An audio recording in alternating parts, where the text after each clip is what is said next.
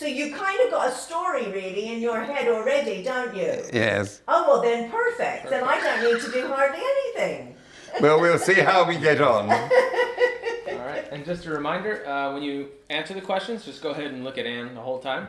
Right, you tell me when we're starting. We're rolling now, so whenever you're ready, Ann. Okay, so it's over to you. Right, well, 1943 was a very funny, curious, and wildly adventurous year. There we were on the Queen Mary approaching New York, which was fabulous. Got off onto the train, given bananas by American ladies. Marvelous. We hadn't seen them for 3 years. And then off to Canada, where I was told you wouldn't feel the cold because it's a dry cold. No, I couldn't feel the cold. I couldn't feel anything whatsoever. I was frozen stiff and was delighted, of course, after a week or two when I was told we were embarking to go to our new training area, which happened in my case to be Oklahoma. So, of course, we went through Montreal, all on the train, Montreal, Chicago. We got out of Chicago and walked around the town, back on the train and across the plains to Oklahoma, you know, where the sun comes streaming down the plain. And there we started off flying Stearmans, the good old Stearman. We still sometimes see them over Devon when they're doing a bit of aerobatics. But there we were, flying Stearmans, quite happily, until the winter came. And we suddenly found that not only were we landing in a foot of snow, but when we got up into the air, we were told to take off our face mask and rub our noses because we were going white and we were likely to get frostbite.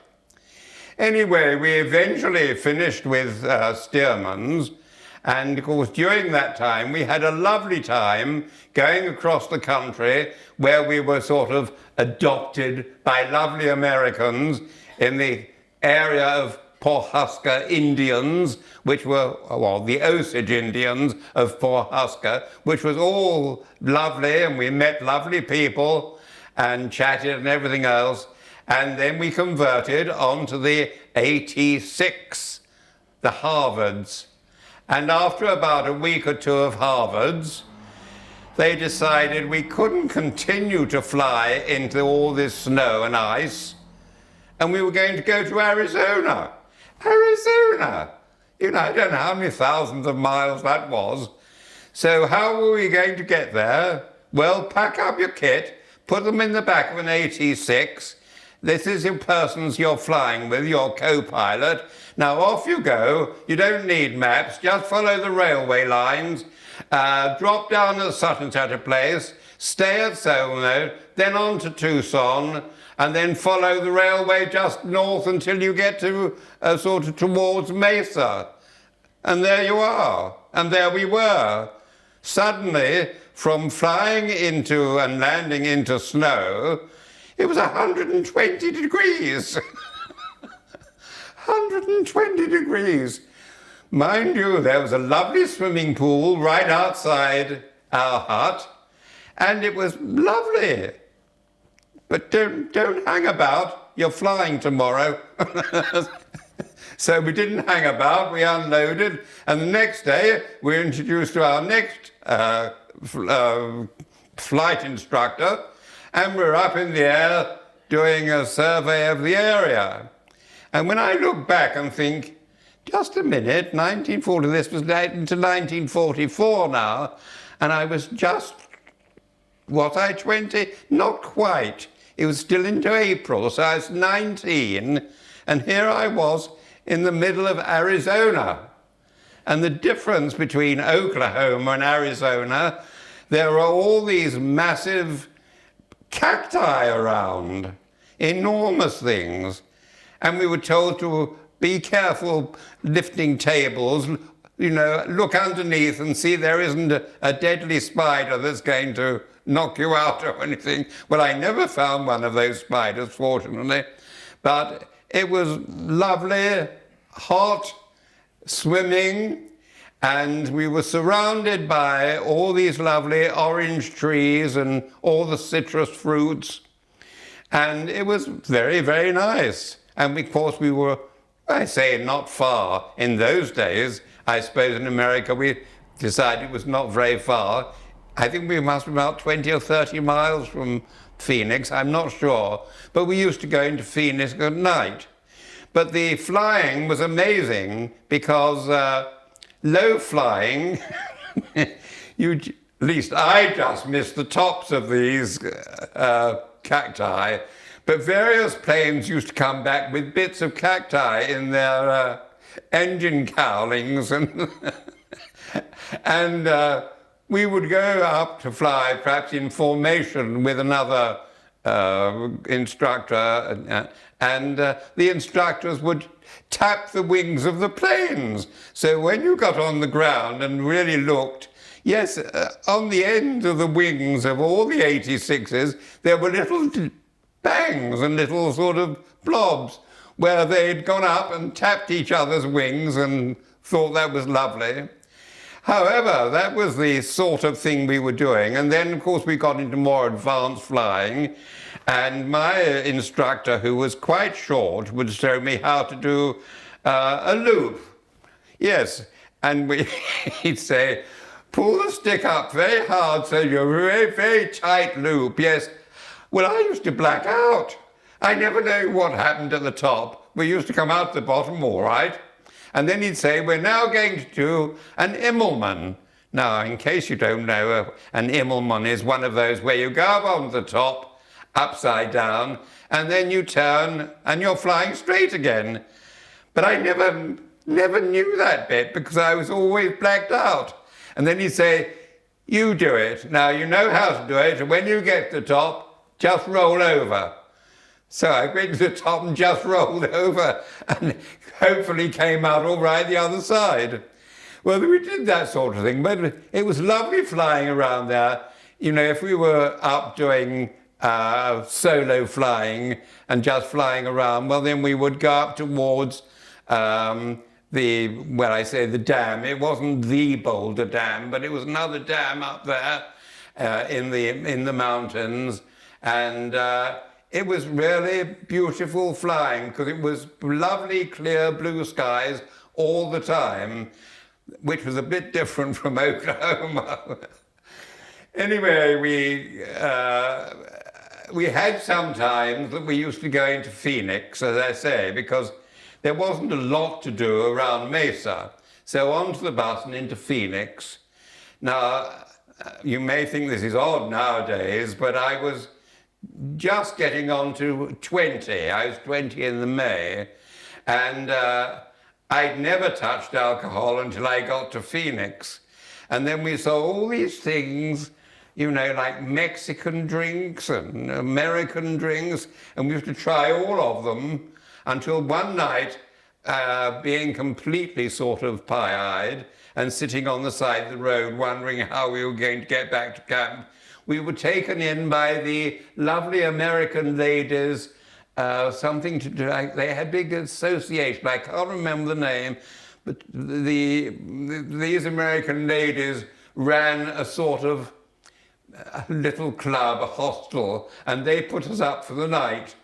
But otherwise, Phoenix was a bit of a wild town, and one interesting day we were there, me and my mate, who I can't remember his name, but we went into a cafe to have a cup of tea. And we said, could we have a pot of tea for two? And we got this pot of tea for two. And then we saw across the cafe, because we were the only two there, these two waitresses were consulting each other and nodding towards us. And eventually they came over. And I won't even attempt to use an American accent, but one of them said, could they ask us a question? And of course we said yes, certainly. And they said, in England, do you put the hot water in the cup and then drop the tea bag in, or do you put the tea bag in the bottom of the cup and then pour the water in? And we said, well, we don't do any of that. Well, how do you make your tea? I said, well, we've never heard of tea bags before we came here. What we do is, we said, we get a canister or a bag of tea leaves, and we take one for each person, one spoonful for each person, and one for the pot. And they thought this was the most amazing thing. They'd never heard of tea leaves. They'd only heard of these bag things that you put in the water. So that was one of the times when we sort of could instruct the Americans how to make tea. Whether they ever did in future, no idea. But I had a wonderful time there. Eventually, of course, we graduated, or finished the course, as they would say. And we were hauled up in front of, well, it was a table laden all around one end with the instructors and the CO.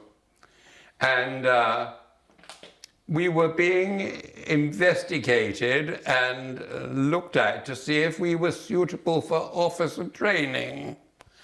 And I was rejected from that. So that was all right, it didn't worry me really. But then they discovered that the cadets then had to choose somebody that hadn't been selected and that the board had missed to go up again. And they all selected me for some unknown reason. So I went up again in front of this half a dozen, 8 or 9 instructors all sitting at the table. And they said, the CO said, well, your fellow cadets have said that we missed you. What do you think about that? So I said, well, I don't know what to think about it. Well, have you any questions to ask us? And I said, well, looking along the table, you are exactly the same people who looked at me the last time. And you asked me all the questions then, and I simply haven't any questions to ask you, but if you've got any questions further you want to investigate me, please go ahead. And they said, no, we think we've seen enough. And I was once more rejected as an officer, which didn't really worry me. So off we went back to England, by which time, of course, I was Sergeant Duker. Not LAC, but Sergeant Duker. But we were put into a holding camp where, you know, we were just held there until we could go on further somewhere else. And I well remember being put on guard duty with another sort of dozen men, all sergeants, because there was nobody else on the station, only sergeants. So we were put on guard duty, and we were told to form up in front of the officers' mess for inspection. So we all wandered down to the officers' mess and sort of got into a vague sort of line, and the sergeant in charge called us to attention, which was all right. I'd done a bit of marching and square bashing and things, and then he suddenly gave, because we all had these rifles, he suddenly gave some command to us I'd never heard before, and there's lots of banging of rifles on the ground and all sorts of things, and I just stood there. I thought, what the hell's going on? So he said, as you were, and everybody got back to looking roughly like I was, and he called me out and said, Sergeant Duker, what did I think I was doing? And I said, I haven't the faintest idea what I was doing. I said, I've never heard that command before in my life. By this time, the officer was standing by, and he said, just get them back into line, and we'll get them off onto guard, which is what they did. What the command was, I have no idea to this day. But eventually, we were sent off to further training, and we were put on to Oxfords, which were a twin-engined aircraft, to show us how to work twin engines at the same time. And they were very nice little planes. We just sort of wandered around the country and came back home again to get used to using two engines.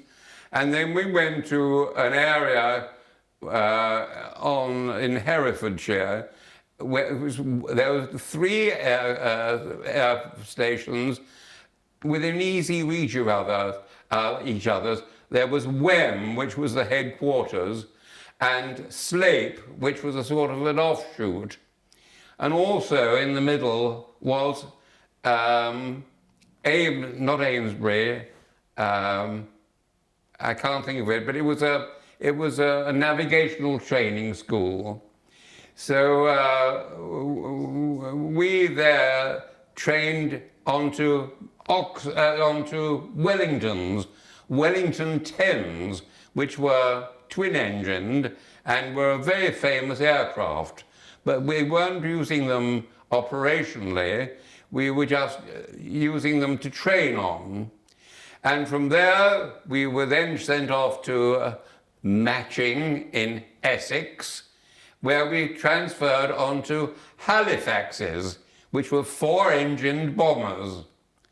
I'd always been marked off on my training flights up in America as an average flyer, which I think probably kept me off Spitfires and Hurricanes and nasty things like that, and put us in charge of good, solid, four-engine bombers. Of course, the war basically by that time had almost come to a close, and so we weren't used operationally. But I was very, very quickly transferred onto a squadron at a place called Tarrant Rushton, which is in the south of England, just outside Bournemouth, which was a very nice resort town, which we could go into every night.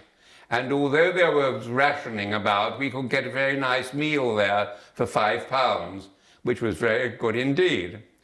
But while we were there, or before I got there, my squadron had done the heavy water raid in Norway and, of course, the big airdrops, because what we were doing basically was towing gliders filled with troops, which we were supposed to land on the battlefield.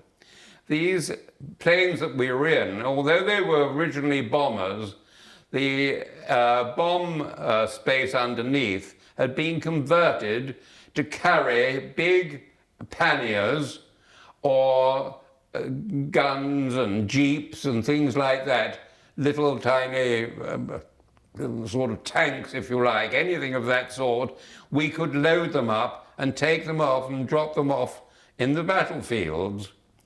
And one interesting thing there was that at one stage we were sent to fly into Germany to bring back a big consignment of ammunition that hadn't been used. And one of the flight lieutenants at the place where we landed came up to me and said, "Are you on one of these Halifaxes?" I said, "Oh, yes." So he said, "And you carry all sorts of things underneath?" I said, "That's right." He said, "Well, I've got a very nice Mercedes." He said, "Could you pick it up and perhaps drop it at the end of the runway when you land?" I said, "No, I couldn't." I said, "Because I'm carrying back a large container of ammunition, and I'm sorry I won't have room for your Mercedes." So what he did with his Mercedes eventually, I don't know.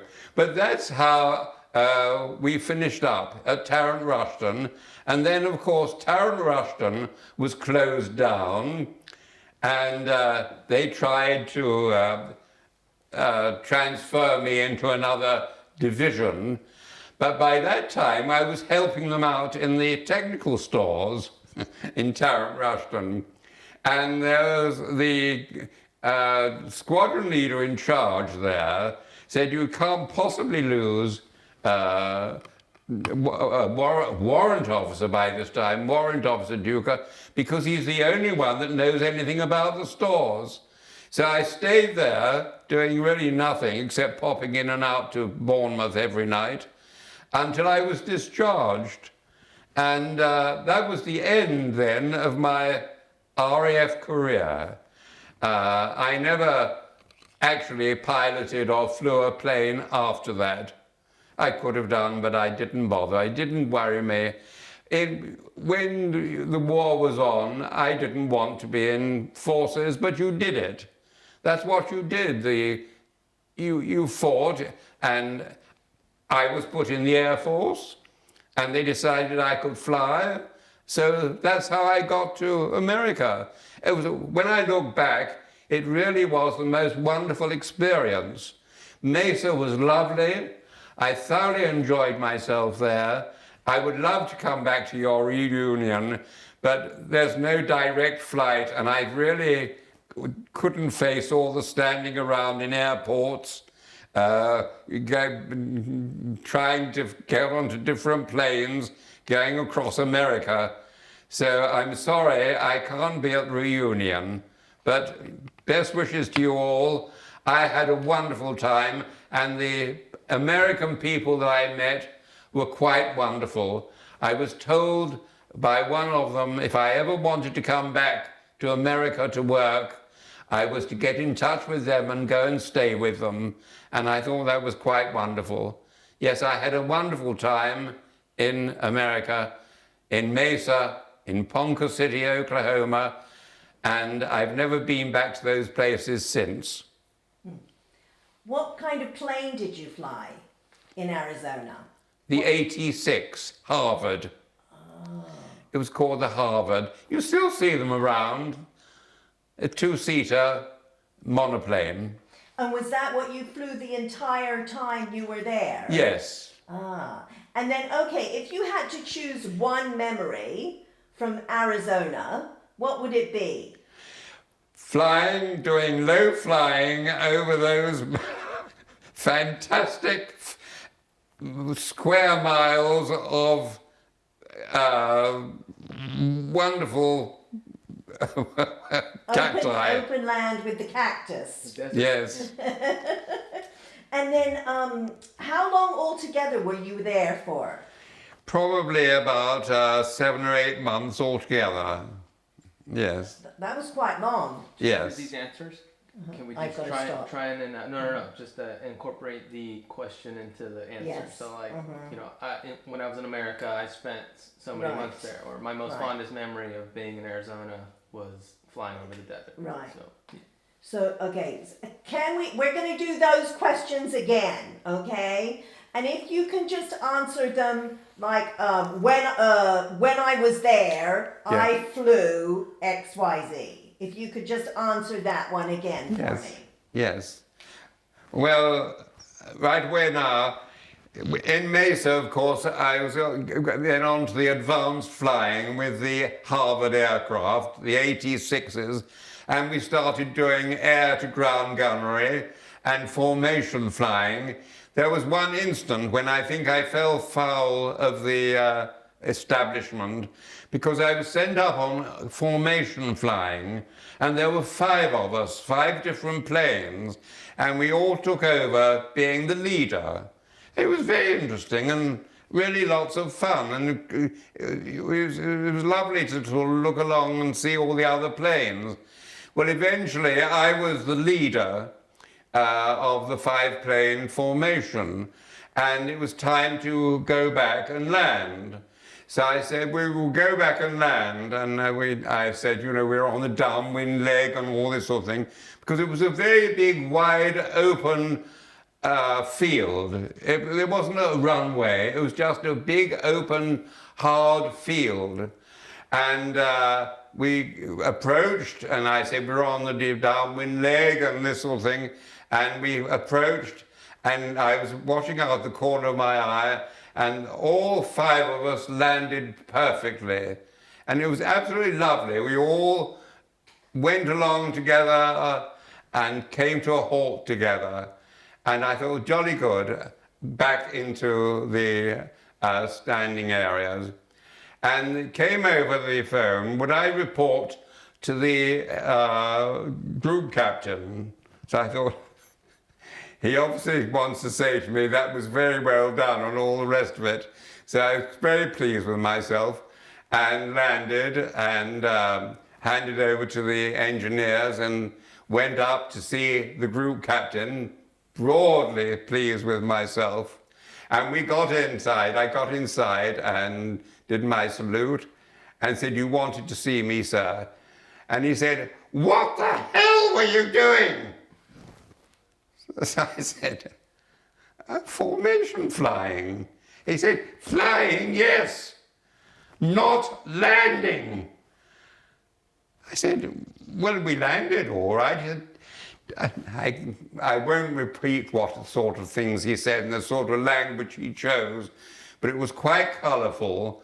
And he said, "Didn't you know that you never ever land a formation landing altogether?" I said, "No, nobody's ever told me that," which they hadn't. He said, "Well, you could have ground looped, all of you." Ground looping meant was that you lost your direction and you swung round all over the place. I said, "Well, we didn't." I was soon shut up. I wasn't allowed to say that. It was made quite clear that I had flouted the regulations, that it could have been madly dangerous, that everybody could have been killed, which they couldn't have been actually. But I don't think I was in his good books. And of course that may have been why I was turned down at the final little appearance. But it didn't worry me. I couldn't be worried. You know, you did these things and you carried on. There was a war, we were being trained, and that was it. No problem. Is there anyone that you have ever remained in touch with from Falcon Field? No, no, not in Mesa. Yes, I was in touch with people in Oklahoma, and in fact, one of my friends in Oklahoma died only last year, and that was the last one.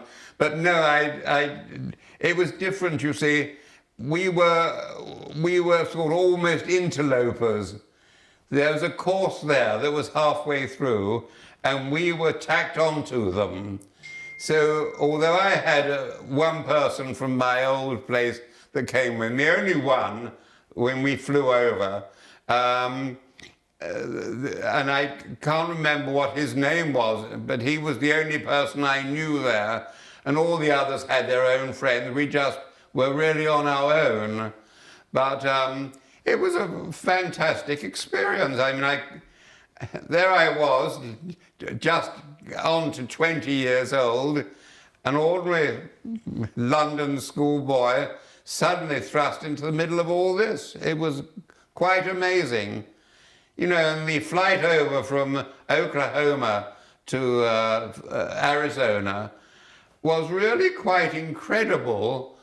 The way that, you know, we hadn't been on these planes for longer than about a week, and suddenly we were told we were going to fly thousands of miles to Arizona. We didn't bother, as I say, with maps, because you just followed the railway lines. Did you have to stop often there? Oh yes, we stopped and I think refueled at one place, and then, which was an Air Force station, and then the next one we stopped and stayed the night, and then I think we stayed the night in Tucson, and we sort of did El Paso and crossed the border into Mexico, which we thought was exciting, and walked back again. But I think we stayed twice, because if I look at my logbook, which I have here, we left on one date, and I think it was the 13th, and on the 18th we were flying in Mesa on instruction. There was really not much time. We just flew, stayed the night in the two places, and then got to Mesa, unpacked, and we were back on course. Perfect. Just like that. Can you think of anything, Vince? No, I think that's A lot of That's details. Good. Yeah. Is there anything you can think of that you haven't told us that you would like to share? There was one thing you said when you went into Bournemouth and you paid £5 for a meal. That was quite a lot of money. In those days, You didn't pay £5 for a meal in Bournemouth during the war. Yes, you did. Had Five shillings. You had a £5. That was the top price. Right. Okay. oh, okay. So was there anything you knew of, Bertie? No. No. No. So we're pretty good then. That's good. I can't think of anything else. That's all right for you, is it? I wanted to make sure we covered the planes. Yes. And you covered that, and you covered what you liked about Arizona. Yes. And what you didn't like about Arizona. I haven't said what I didn't like. There was nothing I didn't like. But you liked the bananas. Oh no, that was in New York, Yes, wasn't it? we were given the banana. Yes, that was in New York on the railway station. Now, okay, other than the cocktails in Arizona, you haven't mentioned the food. Oh, the food. Well, I can't remember the food. I honestly can't remember. But, You know. but the orange groves you remember, they're Oh yes, beautiful. wonderful. They're stunning. Yes, They're still there. wonderful Yeah, all the way they are. around there. There's nothing like that in Oklahoma. Oklahoma was all beef and the odd oil well. I'm trying to think what else is in Arizona. I know that in that area, I know that you've got the orange groves, but that's about all that's in there, isn't there, down there? I mean, the Superstition Mountains are around there, but that's kind of all the desert. sort of. Right. So you would have had to have flown over the mountains. Yes. But Yeah. no, They were our limit, really. The mountains. When we got up, you could fly at a certain height, but we never went much above 10,000 feet. We were mostly flying around about 8,000 feet, 6 to 8,000 feet. We had no oxygen masks or anything like that, so we couldn't fly higher. Wow, that's a lot of feet there to be traveling without an oxygen mask. Oh, that's perfect. No, I think we're good. I don't think there's anything I missed. Let me look at my questions. I did do a bunch of questions. I don't know how long that was or whether that's enough for you. I think it's wonderful. And if you can't think of any other stories you can think of, then I think we're good. I think that was quite painless, wasn't it? Is that cold? Would you like me to heat No, that it's up? just right for me. Oh, jolly all good. right. Cool. Would you like another one, Bertie? Another coffee? I might just do a quick portrait, a slow motion portrait. So if Okay. you want to just stay there, but I'll go ahead and I'm just gonna reposition. move. Lovely.